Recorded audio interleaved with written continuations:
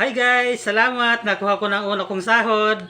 Thank you so much. Talagang napakasaya ko ngayon dahil nakuha ko na yung una kong sahod. Talagang walang mapagsidlan ng saya yung nadarama ko ngayon mga idol.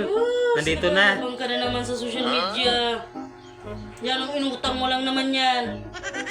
Yabang ka laang. Habang nag-vlog ako. Vlog. Inutang mo lang yan. Napagyabang mo naman na sumilto ka na sa vlog mo.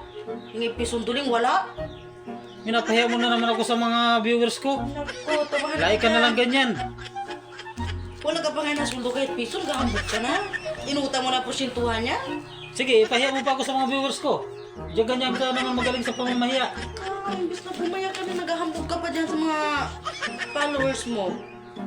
Buti ba kung totoo, inutang mo lang yung porsyentuhan para magkapira tayo, magkabili ng bigas. Sige, ipahiya mo pa ako. Oh, lubos-lubosin mo na oh. Tuwing nag-vlog ako, ipal ka. Yan guys, ay inutang niya lang yung porsyentuhan at wala kaming bigas. Pambili niya yan ng bigas. Tama na, cut Tapos ko na to. maghahambog ka pa. Cut ko na to. Hindi ko na to upload. Kontra ka kahit kailan. Kontra, totoo naman. Ay, hindi ko na to upload. Cut ko na to.